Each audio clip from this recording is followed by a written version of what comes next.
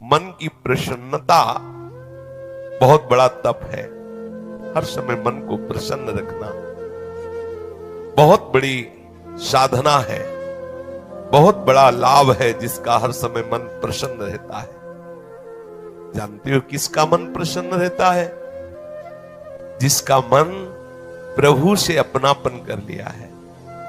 मन को सदैव प्रसन्न रखना है तो भगवत संबंध से ही मन प्रसन्न रह सकता है। ये मन चंचल क्यों रहता है, अशांत क्यों रहता है? ये जितना विषयों का चिंतन करेगा, जितना नाशवान परिवर्तनशील वस्तु व्यक्ति स्थान का संबंध स्वीकार करेगा, उतना ही जलेगा, उतना ही अशांत रहेगा, उतना ही चंचल रहेगा।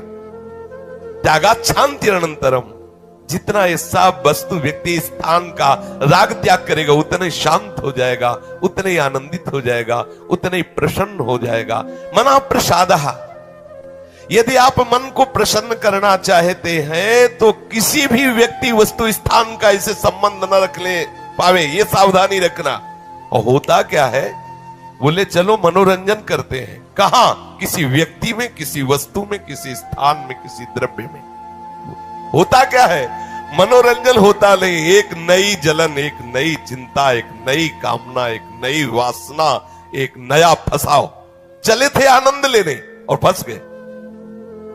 हमारा मन प्रसाद, मन प्रसन्न कब होगा? बहुत ध्यान की बात है। भगवान कह रहे त्यागाच्छांति अनंतरम, यदि आप शांति देना चाहते हो अपने मन को, आनंद देना चाहते हो, प्रसन्नता पाना चाहते हो, तो आप वस्तु व्यक्ति स्थान के संबंध से रहित कर दो अपने मन को। एकमात्र प्रभु के चरणारविंद में आप अपने मन को लगा दो, फिर आप देखें आपका मन सदैव प्रसन्न रहेगा। क्योंकि प्रभु अविनाशी है, वस्तु व्यक्ति स्थान परिवर्तनशील है। वो एक रस प्रसन्न रह ही नहीं सकता जिसका वस्तु व्यक्ति स्थान से संबंध है, नहीं रह सकता। क्योंकि वो एक रस नहीं है तो मन कैसे एक रस होगा? वो विनाशी है, परिवर्तनशील है, मूल में दुख है, केवल ऊपर से सुखद दिखाई दे रहा है। मन में अशांति, दुख, क्लेश, बंधन का कारण है किसी वस्तु व्यक्ति स्थान से अपनापन कर लेना। सूक्ष्मता से देख लीजिए, अभी हम यही फंसे हैं, चाहे हम ज्ञानी भगत हो चाहे प्रेमी भगत हो, अभी केवल मन के भगत हैं। मन को अभी भक्ति के मार्ग में नहीं खड़ा कर पाए। किसी भी वस्तु व्यक्ति स्थान से राग न रह जाना ये वैरागी का लक्षण है। समस्त वस्तु व्यक्ति स्थान में एकमात्र सच्चिदानंद आराध्य देव को देखना ये अनुरागी का लक्षण है। हम देखें कि हम ना तो वैरागी है ना अनुरागी है, हम तो रागी है। हर वस्तु व्यक्ति स्थान से हम सुख भोगना चाहते हैं। देख लो, अगर ऐसा नहीं तो फिर मन जाएगा ही नहीं। जब तक सुख की लालसा नहीं तब तक मन जाने वाला नहीं। इसको जहां जहां सुख का मिलने का भाव है वहीं वहीं ये जाता है।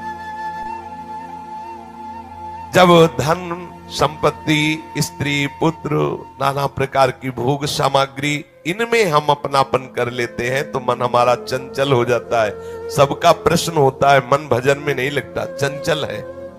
मन चंचल आपने किया है, आपको ही छोड़ना पड़ेगा।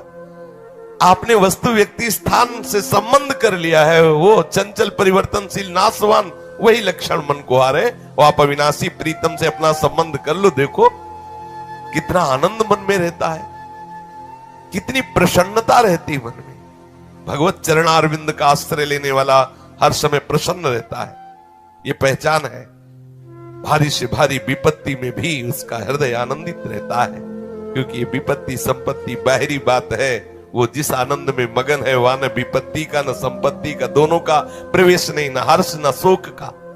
इसलिए मना प्रसादा, साधक ध्यान दे संतुष्टा येन केनवा।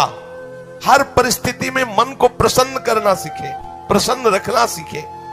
परिस्थिति में प्रसन्न तभी रह सकते हैं जब भगवत चरणारविंद का आश्रय नहीं। कभी परिस्थितियां किसी को चैन नहीं लेने देती।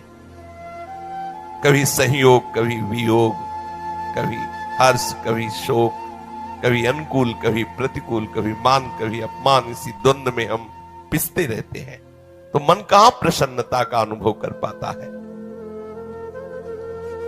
मन की प्रसन्नता के लिए सांसारिक वस्तु, व्यक्ति, परिस्थिति, देश काल, घटना आदि को लेकर के हम अपनापन, अहम करके उसे ना माने। जैसे ये व्यक्ति मेरा है, ये वस्तु मेरी है, ये स्थान मेरा है, ये अमुक अमुक मेरी। अब आपका मन प्रसन्न नहीं रहेगा, जलेगा, अशांत रहेगा। अपने स्वार्थ या अभिमान को लेकर किसी का पक्षपात न करना। यदि आप अपने मन को प्रसन्न रखना चाहते हैं तो अपने स्वार्थ की पूर्ति के लिए या अभिमान की पूर्ति के लिए किसी का पक्ष न लेना। किसी का मंगल करने के लिए, किसी को आनंद प्रदान करने के लिए हम भले सलाह दे दें, लेकिन अपना अहंकार पोषण करने के लिए, अपने स्वार्थ की पूर्ति के लिए हम पक्षपात न ले। नहीं, हमारा मन प्रसन्न नहीं रह पाएगा। मन को सदा दया भाव से युक्त रखे, क्षमा भाव से युक्त रखे। दूसरों को कैसे हम सुख पहुंचावें, ऐसे मननशील बने। सदैव सुख देवे को चाव चित, सब सोहित निष्काम। सबको सुख पहुंचाऊं लेकिन किसी से सुख पाने की लालसा ना हो, मन प्रसन्न रहने लगेगा। मन में जब दूसरों के हित की भावना होती है तो प्रसन्नता का प्रादुर्भाव होता है।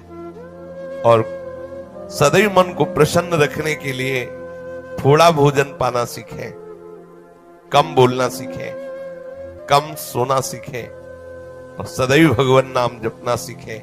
अखंड प्रसन्नता आ जाएगी। मानते हैं प्रारब्ध के अनुसार शरीर रोगी हो सकता है, परिस्थिति प्रतिकूल आ गई, संसार ने तुम्हारा त्याग कर दिया, लोग निंदा करते हैं, लेकिन आप प्रसन्न रहेंगे क्योंकि आपने बहुत बड़े करुणा निधान आनंद समुद्र प्रभु का आश्रय ले लिया है। उस आश्रय में जो बाधक भाव है उनका त्याग कर दीजिए। अधिक भोजन करने वाला कभी प्रसन्न नहीं रह सकता। और बड़ी विचित्र ये जिह्वा है, ऊब गए भगवान। रोज इसे पवाओ लेकिन रोज नए नए पदार्थ, पेट बढ़ता चला जा रहा है, मांस पेशियां बढ़ती चली जा रही, कब्ज बढ़ती चली जा रही है और जिह्वा खाते खाते बूढ़ी होने जा रही, फिर भी और खाओ और खाओ। पता नहीं कब तक खाओ खाओ खाओ। भोजन पर साधक ध्यान दे, नहीं तो आनंद का जो विषय मन की प्रसन्नता है वो आप नहीं धारण कर पाएंगे। बोले हित परमित भोजी, थोड़ा सरल, स्वाद रहित, स्वास्थ्य वर्धक, सतोगुणी भोजन पाया जाए। स्वाद रहित भोजन बहुत आवश्यक है भजन मार्ग में, बहुत आवश्यक। ये अधिक मीठा, चटपटा, खट्टा, ये वो सब कामोत्तेजना पैदा करता है, कब्ज बनाता है, मन को चंचल करता है। कई तरह के भयानक ऐसे दोष जो हमारी साधना में हानिकारक है। पक्का समझ लीजिए, ये अनुभूत बात कहते हैं। भोजन जितना सरस होगा भजन उतने चौपट होगा। पक्का समझ लो, ये भोजन बहुत घातक वस्तु है, बहुत घातक वस्तु है। साधक इस बात पर ध्यान दे, ये भोजन हमें मारे डाल रहा है। हमारा जीवन भगवत प्राप्ति के लिए है और ये आज पा लिया, वो पा लिया, ये गुलाब जामुन, ये लड्डू, ये वो, बस बुद्धि में विचलता, भगवत चिंतन रहित और नाना प्रकार की वासनात्मक खेल की कामनाएं, कल्पनाएं, ये भोजन के कारण। बहुत आवश्यक है भोजन सुधारना। भोजन नींव है परमार्थ की। जैसा खाओ अन्न वैसा बने मन। तो मन प्रसाद कैसे प्राप्त होगे, क्योंकि आपका भोजन ठीक नहीं है। बहुत सावधान, बहुत सात्विक और नियमित परमित भोजन हमें मन प्रसादा स्थिति में निश्चित प्रतिष्ठित कर देगा। दूसरा, नित्य में एकांत सेवी। उपासक को चाहिए कि कम लोगों से मिलने का स्वभाव बनाए। सत्संग सुना या गुरुजनों के पास बैठकर जो प्रश्न उत्तर हुए, बस चुपचाप एकांतवास करने का अभ्यास होना चाहिए। हर समय हम किसी से बात करते रहे, हर समय हम किसी से मिले रहे, हर समय कोई हमारे समीप रहे, तो हमारी अंतर्मुखता नहीं हो। भले वो हमसे बात न करे लेकिन हमारी अंतर्मुख वृत्ति में वो बाधक हो जाएगा। इसलिए साधक को चाहिए कि एकांत सेवी बनने का स्वभाव बनाए, ज्यादा किसी से बात नहीं कर। वैसे बात करने का नियम तभी रखना चाहिए जब कोई आपसे प्रश्न करे और प्रश्न का उत्तर आवश्यक है देना, उत्तर देने से उसका मंगल होगा तो ही बात करें, नहीं ना करें।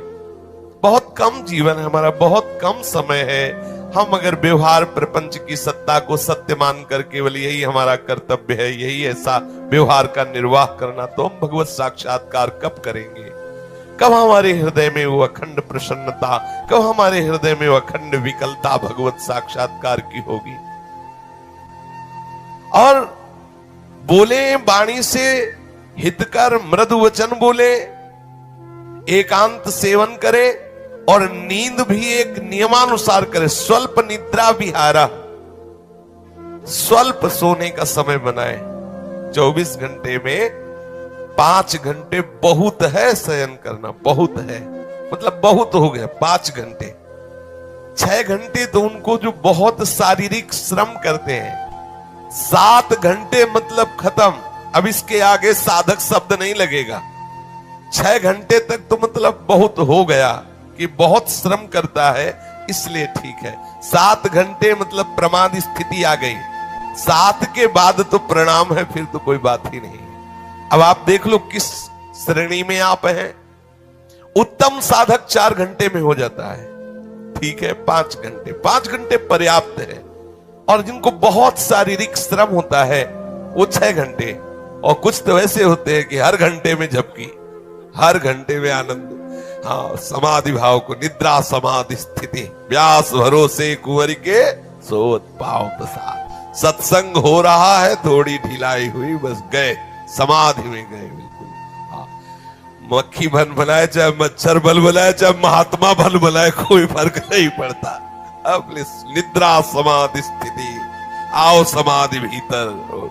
स्वामी हरदास जी कहते, मनी उतना डुलाओ, आओ समाधि। आ गए तो थोड़ा सावधान करे। स्वल्प निद्रा विहारा, और घूमने फिरने का भी एक नियम होना चाहिए।